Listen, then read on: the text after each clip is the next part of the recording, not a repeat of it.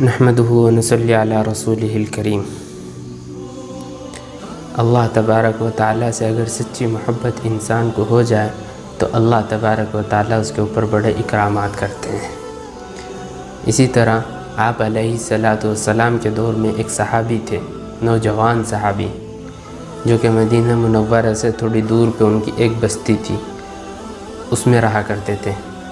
ان کا نام تھا حضرت عبداللہ ذو البجادین رضی اللہ تعالیٰ عنہ۔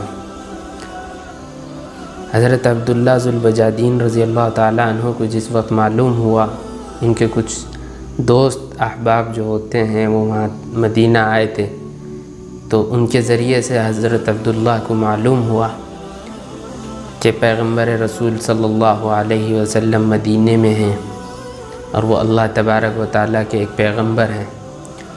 تو حضرت عبداللہ چپ چاپ اپنے گھر والوں سے بغیر بتائے ہوئے حضرت عبداللہ مدینہ تشریف لائے اور آپ علیہ السلام کے ہاتھ پہ کلمہ پڑھ لیا، اسلام میں داخل ہو گئے۔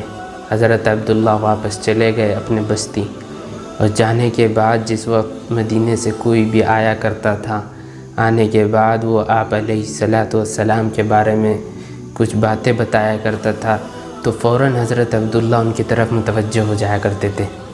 تو گھر والوں کو شک ہوا کہ کچھ معاملہ ضرور ہے۔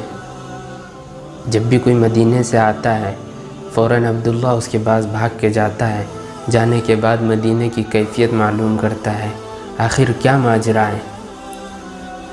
تو ان کے جو چچا تھے حضرت عبداللہ کے، انہوں نے بلانے کے بعد سامنے کھڑا کر لیا، اور کھڑا کرنے کے بعد کہنے لگے، تم نے اسلام قبول کر لیا؟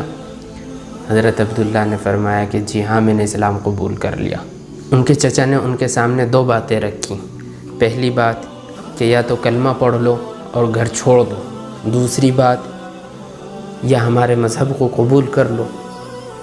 چنانچہ حضرت عبداللہ نے فوراً فیصلہ کیا کہ نہیں، میں ایمان پہ باقی رہوں گا، اللہ تبارک و تعالیٰ نے جس ایمان پہ مجھے قائم کیا ہے میں اس پہ باقی رہوں گا اور گھر کو چھوڑ دوں گا۔ تو جانے سے پہلے چچا نے اور گھر والوں نے ان کی بہت پٹائی کی۔ پٹائی کرنے کے بعد حضرت عبداللہ کو جس وقت گھر سے باہر نکالا جا رہا تھا، حضرت عبداللہ سے تمام کپڑے بھی چھین لیے گئے تھے، ان کو بالکل ننگا کر دیا گیا تھا۔ جس وقت وہ بغیر کپڑوں کے باہر جا رہے تھے، آخر ماں تو ماں ہوتی ہے، ماں نے اپنی چادر اتاری اور چادر اتارنے کے بعد عبداللہ کو دے دی کہ لو عبداللہ، اس چادر سے اپنے سطر کو چھپا لینا۔ حضرت عبداللہ نے اس چادر کے دو حصے کیے۔ دو حصے کرنے کے بعد ایک حصے سے اپنے سطر کو ڈھانپ لیا، دوسرے حصے کو اپنے اوپر اوڑھ لیا۔ اسی لیے حضرت عبداللہ کا نام ذو البجادین ہے، دو چادروں والا، اسی نام سے وہ مشہور ہو گئے تھے۔ تو حضرت عبداللہ نکلنے کے بعد مدینے کی طرف روانہ ہو گئے۔ صبح ہوتے ہوتے حضرت عبداللہ مدینہ پہنچ گئے، مسجد نبوی میں داخل ہوئے، سامنے دیکھا کہ آپ علیہ السلام بیٹھے ہوئے ہیں، حضرت عبداللہ تشریف لا رہے ہیں۔ اللہ کے نبی صلی اللہ علیہ وسلم حضرت عبداللہ کی طرف دیکھتے ہیں اور دیکھنے کے بعد مسکرانے لگتے ہیں۔ صحابہ اکرام دیکھتے ہیں کہ آپ علیہ السلام کس کی طرف دیکھ کے مسکرا رہے ہیں، فوراً متوجہ ہوتے ہیں ان کی طرف۔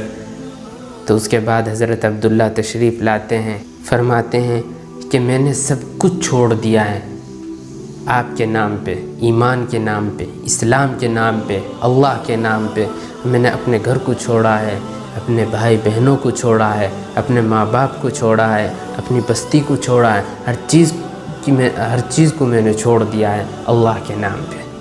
اس کے بعد اصحاب صفہ میں وہ شامل ہو جاتے ہیں اور وہیں رہنا شروع کر دیتے ہیں۔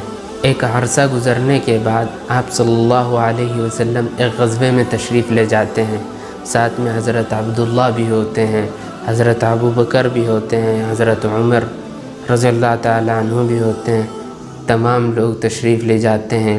راستے میں جاتے جاتے حضرت عبداللہ کی طبیعت خراب ہو جاتی ہے۔ حضرت عبداللہ کی طبیعت کافی زیادہ خراب ہوئی۔ آپ علیہ السلام کو اطلاع ہوئی، آپ علیہ الصلوۃ والسلام نے فیصلہ کیا واپسی کا۔ جب آپ واپس تشریف لاتے ہیں، لانے کے بعد حضرت عبداللہ کی سانسیں کچھ باقی رہتی ہیں۔ آپ علیہ الصلوۃ والسلام اپنی گود میں حضرت عبداللہ کو اس طرح لیٹا لیتے ہیں۔ لیٹانے کے بعد حضرت عبداللہ آپ علیہ الصلوۃ والسلام کے چہرے کی طرف دیکھتے ہیں اور دیکھتے دیکھتے اپنے مالک حقیقی سے جا ملتے ہیں۔ سبحان اللہ۔ نبی کریم صلی اللہ علیہ وسلم نے حکم دیا کہ کفن دفن کی تیاری شروع کی جائے۔